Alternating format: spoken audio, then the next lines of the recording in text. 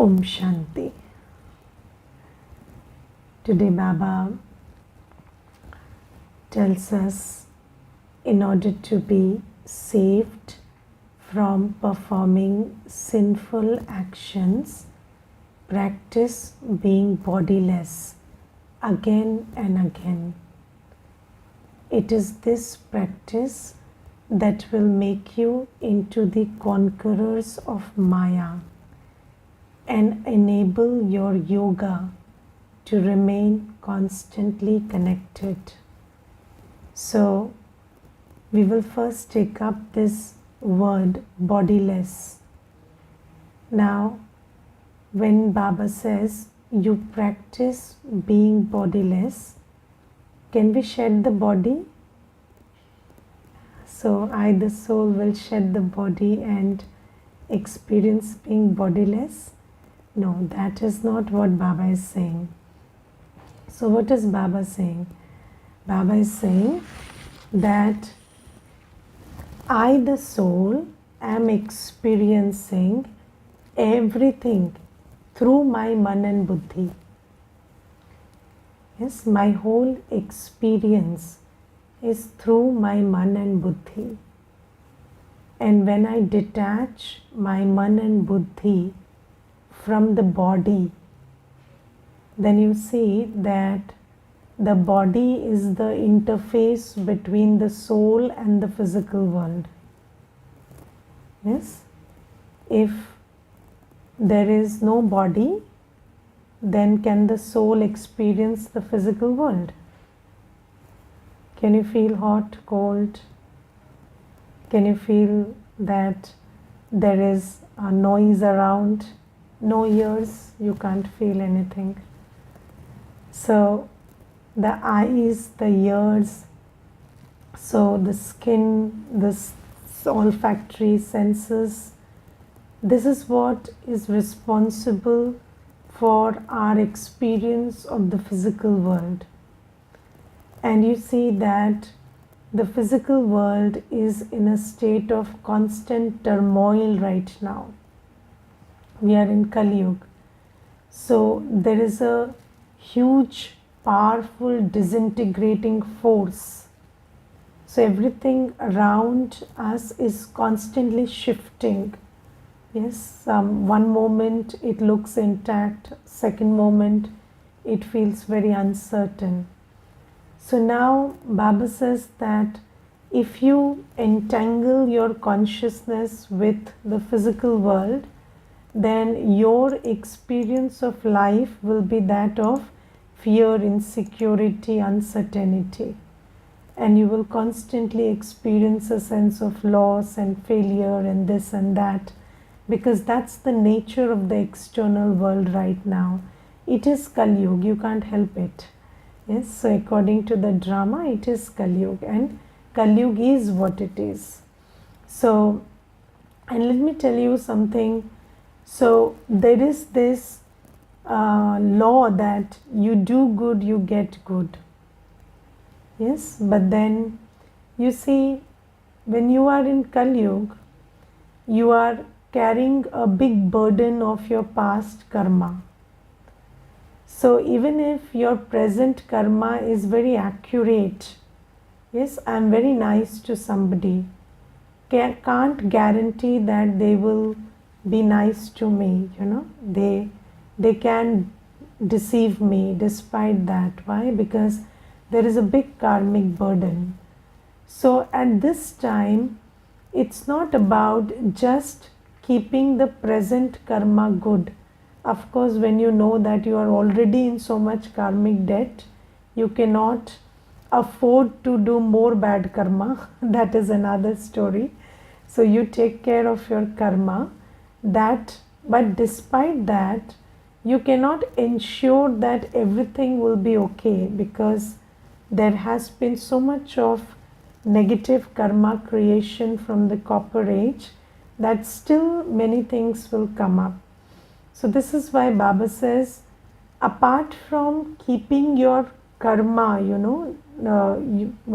based on Srimad, you also have to practice being bodiless, because despite all your efforts, when everything doesn't happen your way, or things just behave erratically or in an uncertain manner, you have to insulate yourself from the effect of that happening outside.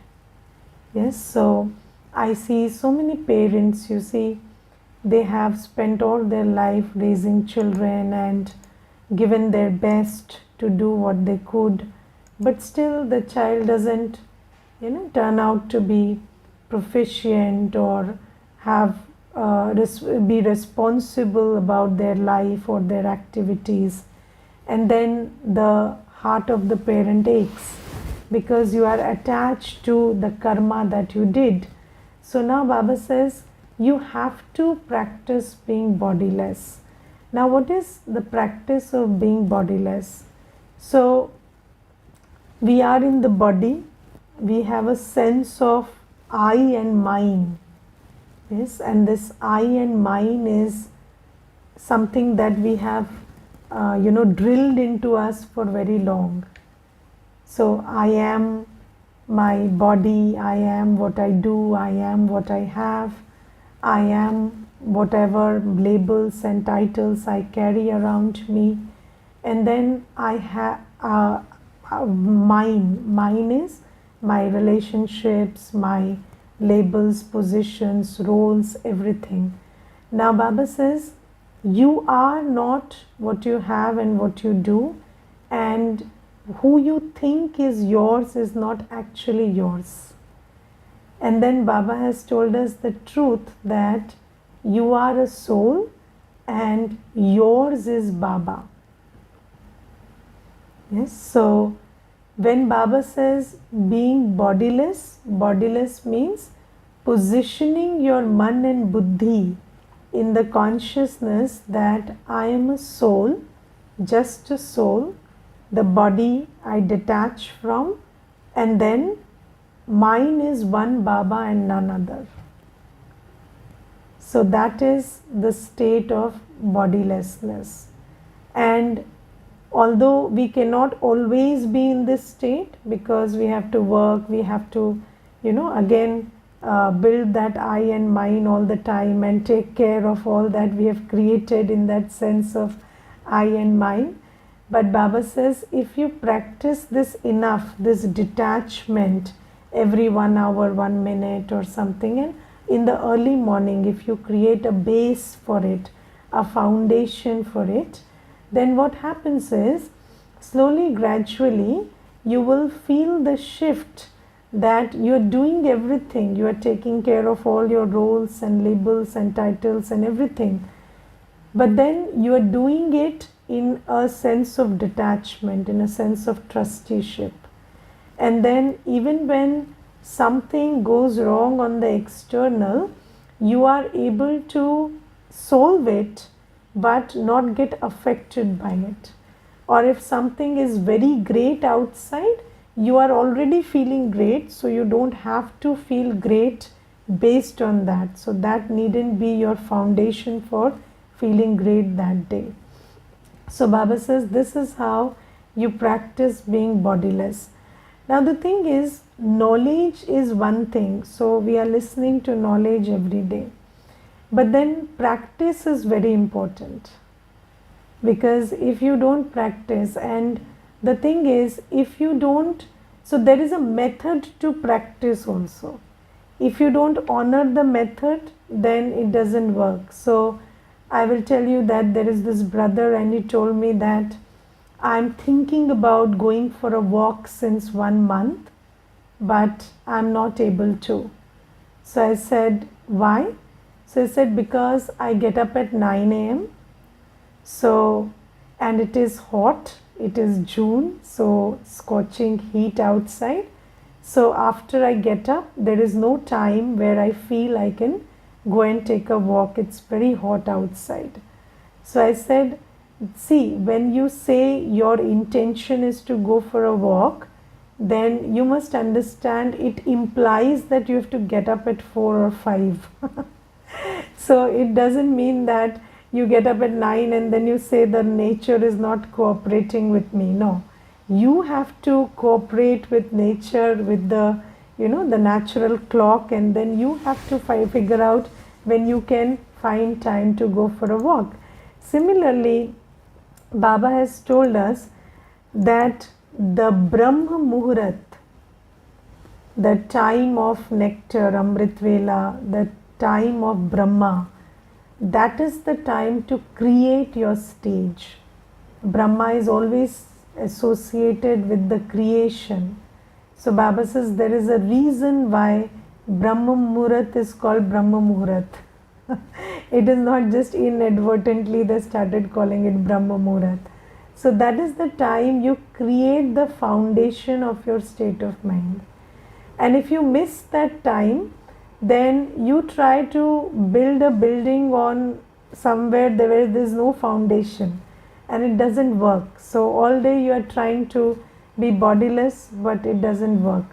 So early in the morning at 4 you have to get up and just sit in the awareness that I'm a soul who belongs to Baba, and this body is just an instrument. Just like, you can just discard your clothes and keep it aside. So you can just in your awareness detach from your body. You can feel that your body is sitting there and you are separate from the body. You're one soul and your connection is completely with Baba, and you identify with Baba. Your identity is based on Baba. Your experience is based on this divine connection with Baba. And who is Baba? Baba is the ocean of peace and knowledge and purity and power. So obviously you can feel that you are the same as Baba. So you are also feeling like you are a reflection of Baba. So Baba says you practice this early in the morning, and then what happens is so you see that all our sorrow comes when we get caught up in loss and gain, fame and defamation. Yes, so all these pair of opposites, success and failure, which is the design of the drama. So when you get caught up in that, that is what Baba calls Maya. Yes, so when you're body conscious, even if you don't plan to, you will get caught up in this game of opposites happening outside. Yes, and you know how Maya deceives you? Maya doesn't give you sorrow first. Maya gives you happiness first. Maya doesn't give you praise first, defamation first. It gives you praise. And then you get caught up in that. And then when you get caught up in praise, you automatically get affected by defamation. When you get caught up in gain, you automatically experience a sense of loss. Yes, when you were a kid, did you feel so much sense of loss? No, because you didn't have anything. That was not programmed.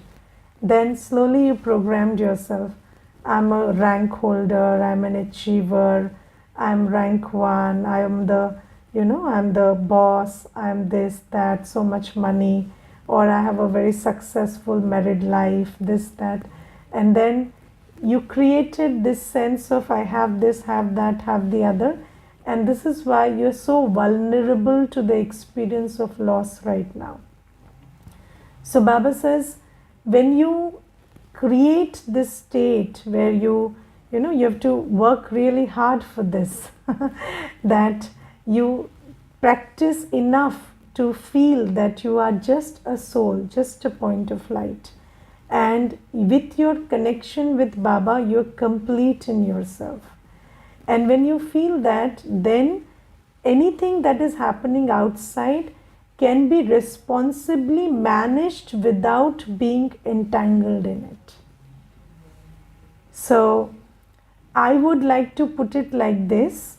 So you will do away with emotions and will be always in touch with positive feelings. So emotions are very short-lived. You feel pleasure, you feel pain, you feel elated, you feel you feel miserable. So those are all emotions that you experience because you're body conscious and there is constant change going on in the external world. But feelings are purity, peace, a sense of love, happiness, genuine spiritual happiness, and a sense that you are worthy and powerful. And these feelings have their root in your connection with Baba and your soul consciousness. And when you practice this bodiless state, then you're so grounded in your feelings, which are very permanent in nature, that you don't get swayed away by emotions. So even if there is an emotion, you allow you work on it and you convert it into a feeling. So this is how you can work with this bodiless state, but it requires practice. And then Baba says, Maya will not be able to deceive you. And the most important thing is your yoga with Baba will not break. Now the thing is, the soul has a natural connection with Baba. It is only when we become body conscious that we lose that connection.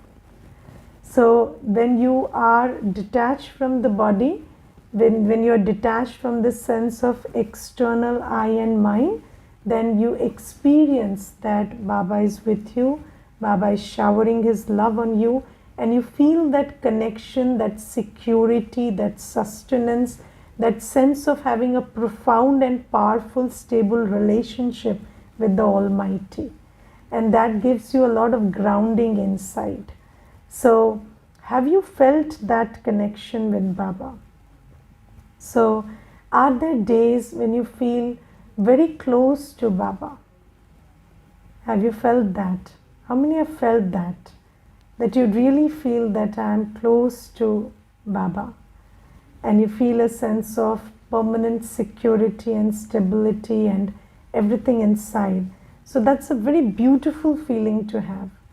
And when you practice being bodiless, you get in touch with that feeling. And what I have experienced is, once you feel those feelings, then you become very careful that you don't lose them.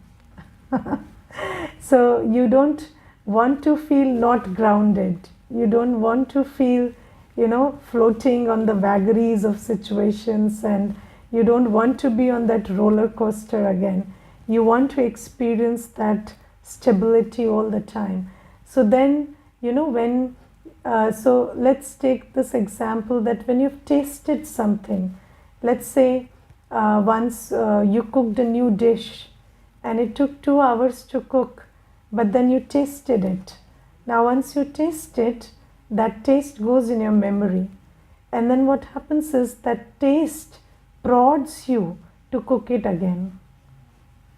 Yes, that taste gives you the strength to invest your time and energy in cooking it again. So, sometimes when you yearn for that same taste, your mind will tell you, oh, it will take 2 hours. I don't have 2 hours to cook that now. And you will postpone it. But then after 2 days, you will again have the thought, I have a craving for it. I want to invest my time and energy and cook it and have it. So that is the power of taste. And when you have the taste of this spiritual connection with Baba, then what happens is, this taste makes you get up 3:30 in the morning. And this taste makes you sleep early. And this taste, helps you. It gives you the strength to refrain from engaging in wasteful stuff which saps your energy and which doesn't allow you to have a soul conscious state. So you must have this taste once, but first you have to cook and taste it, and then that taste will compel you to have that spiritual lifestyle. So sometimes people ask us, what is your motivation to get up at 3:30, or not watch anything extra, or not hear anything, or have no, no conventional entertainment, as people say it. So you don't have any entertainment in life or anything. So we tell them, you've tasted this sweetness of silence and the sweetness of purity and the sweetness of this connection with Baba, which happens through introversion. And that sweetness doesn't allow us, because every time there is an opportunity to get extroverted or go into expansion, then automatically your intellect tells you don't go there, you will lose that sweetness of silence inside. So that is the red flag, and then that stops you from doing vikarma. So when Baba says that bodiless state helps, it allows you to stay connected with Baba all the time, and then it stops you from doing vikarma, because you know that the moment you go into, I'm not even telling negative action, the moment you go into waste speech also. Let's take one simple example. You are with a friend and you started chatting and you started engaging in wasteful talk. Then you suddenly realize that your connection with Baba is lost. You don't feel grounded within. And that is what stops you from engaging in anything wasteful or negative. Okay, so this is the method. I know that when you are beginning your journey, these things look very difficult, but in my experience, when Baba is here and when Baba is asking us to do something, he is giving us the strength also. And when COVID came and we started online classes, I used to think that, maybe in the online medium, there cannot be this kind of spiritual sustenance. In the beginning, I had this idea. But when the online session started, I felt that Baba is doing his work. I just need to do mine. And then, Baba gave his experience to every child, even when they were, attending classes online. And we have very good Baba's children, who are following all disciplines and understanding Gyan and having deep realizations, because Baba is working with you. So always have this sense that you are not doing this alone. You are in Sangam Yug. Baba has come from the soul world just for you. So he is doing it along with you. He is giving you the inspiration. So he is also giving you the courage. So take that courage and practice this. So get up at 4 if you're not getting up, because that's the first step. So this is something. And then Baba today tells us that, Baba says that what faith should you have so that your yoga doesn't break. So in Hindi we say lakshya se lakshan aate hain. So when you have a clear aim, then your path is not difficult to find. Yes, so Baba says when you aim for purity, then you know that the only method is Baba. So the only method is having yoga with Baba. So when you understand and have faith that I was pure and I have to become pure, if that clarity is there in your buddhi, then yoga with Baba will become very easy. Yes, when you know you want to get physically well, you have yoga with the doctor.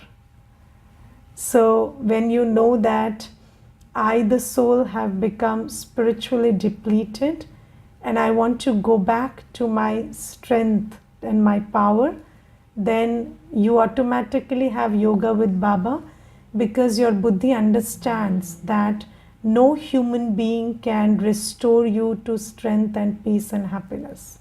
It is only Baba. So then you try to be antarmukhi, and try to always have that connection, internal connection with Baba. So this is what prods you to do that. And then in the Murli today, there are many beautiful things, but Baba today talks about science and silence. And Baba says that the world is depending on science and your path is silence. So what is science? Science makes your buddhi go out. So, when, let's say, you have watched the Animal Planet. So now you can sit here and think about what lies in the inner recesses of the forests and what lies underwater. And science takes your buddhi into expansion. So it just expands your awareness.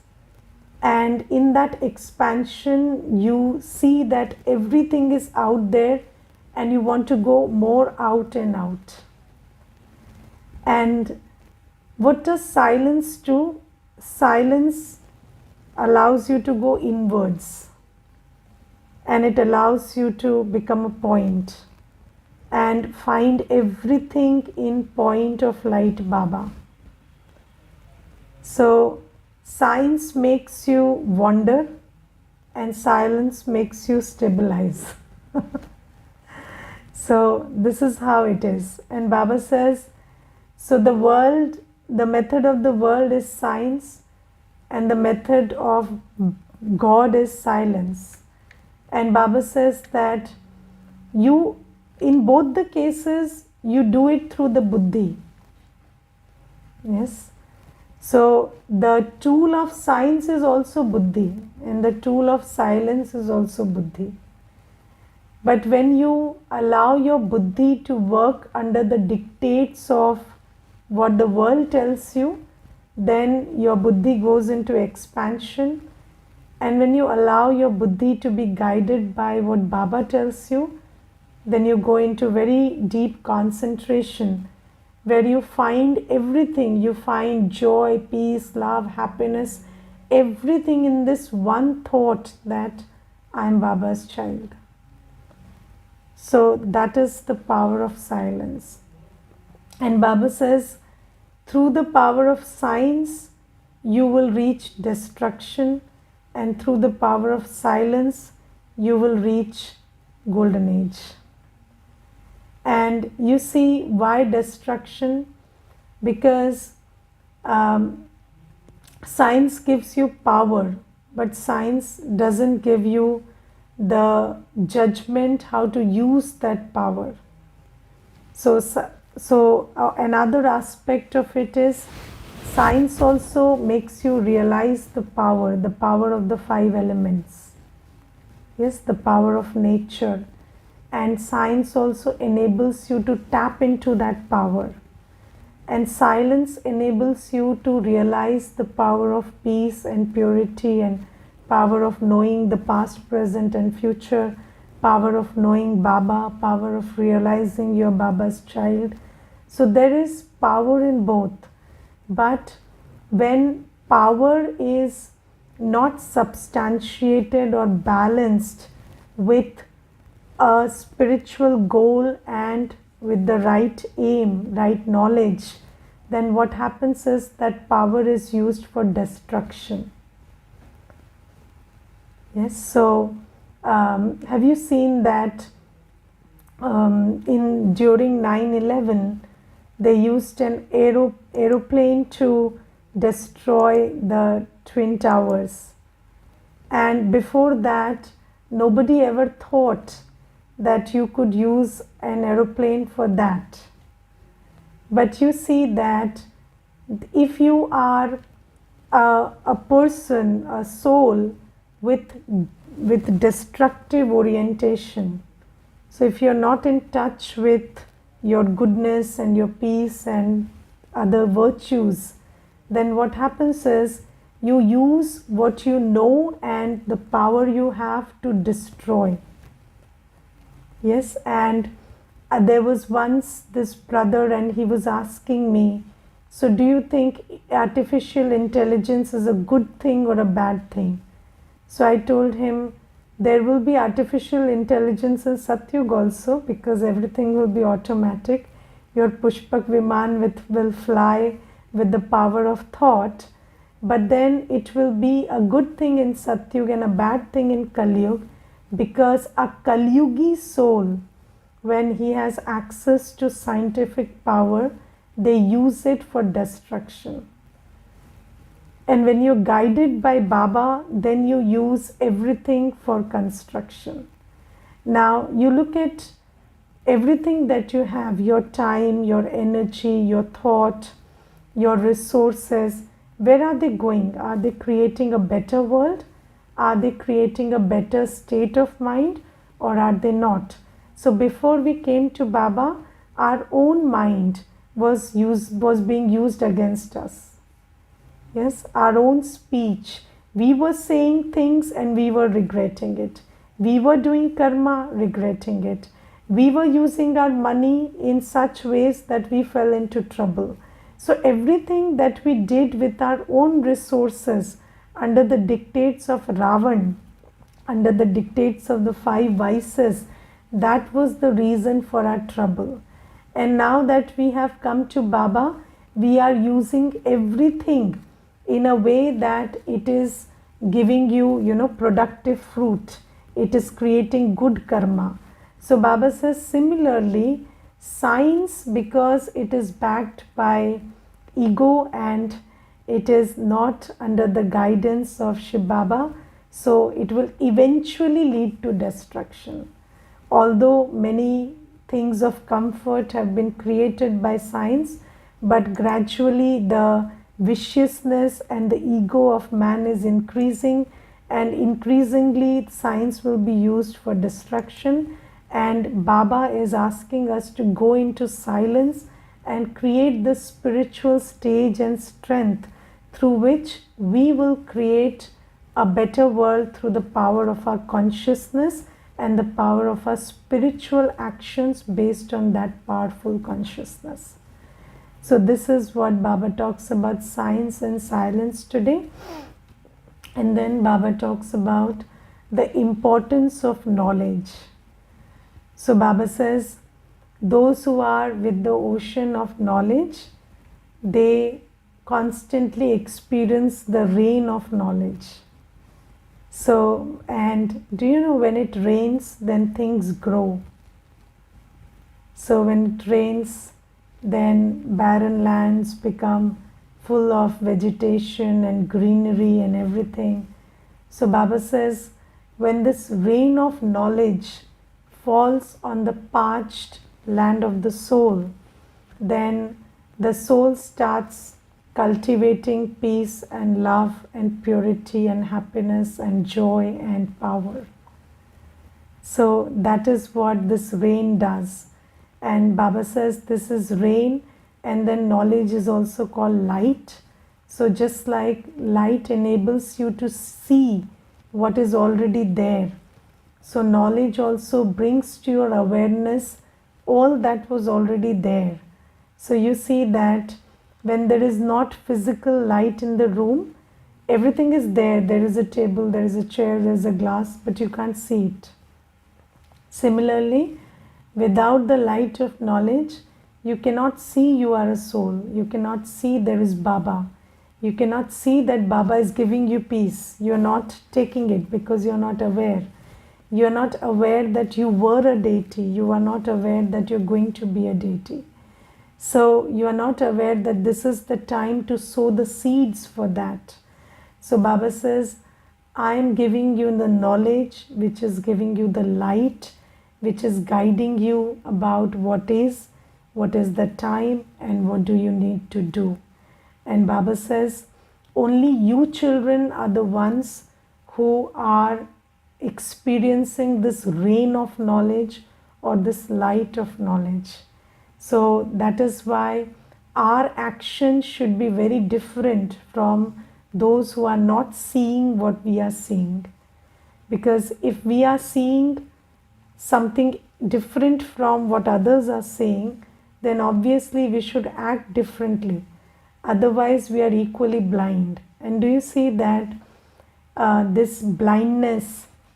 So, in Gita, it is said that the Kauravas were, Dhritarashtra was blind, and then Duryodhan was called Andhe ka putra andha. So, he was called that you are the son of the blind, so you are also blind. So, Baba says, it is not, those scriptures are not about physical blindness. It is all about this vision of knowledge. And when you don't have that eye of knowledge, you are like Duryodhan. And when you have the eye of knowledge, you become Arjun. You know where to aim, you know what to do. So all those scriptures were also telling you the same thing.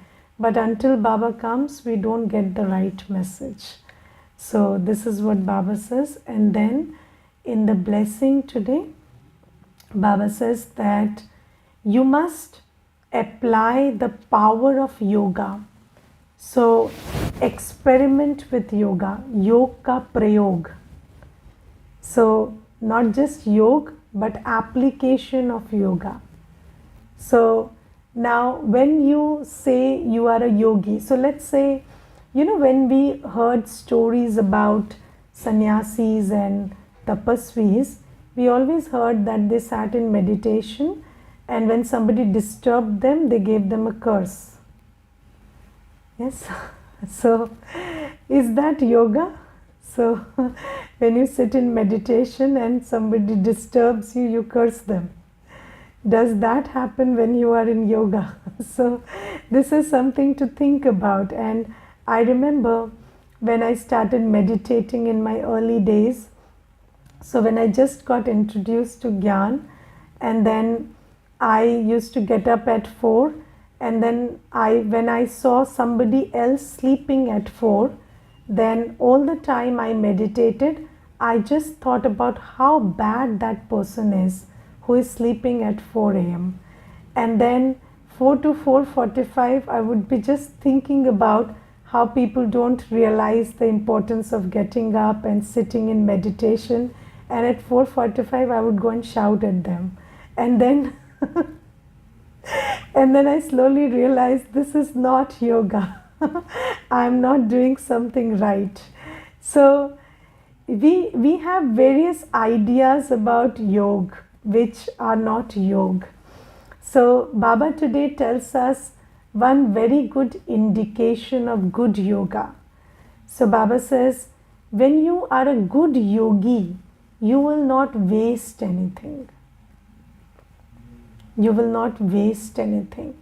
You will not waste your thought. You will not waste your time. You will not waste your words. You will only speak the words which reach the other person's heart. If you are a good yogi and you are applying your yoga power, what does yoga do? It fills your heart with knowledge, peace, purity, love, power. Because you're connecting with the ocean. And when you are in that state, then all your karma is free from waste. So your thinking is not unnecessary, your speaking is not unnecessary. You don't waste your time. Because why do we waste everything? Because we think that by indulging in this, indulging in my own thoughts or wasting my time in indulging in something, I will get peace, get happiness. That's what you do. That's why you indulge in extra thought, extra expenditure, extra words. But Baba says you will not need to indulge, because when you're a good yogi, you're full inside. So you don't need to indulge in anything extra externally. What you do is you use everything accurately and appropriately just to get the work done. So you speak as much as is necessary. You use your time rightly and productively. Every thought that you create is materialized. And I can tell you, it is so true that if I think about somebody today, they come to class tomorrow. So let's say somebody is not coming to class for 3-4 days, and I think about them today. So of course we don't think, we get the thought, because when you sit in meditation, sometimes Baba gives you that thought and then you make them sit before Baba and the next day they come to class. So this is what happens, because nothing that you do goes to waste. If you are a yogi, this is the sign of a good yogi. Okay? All right. Om Shanti.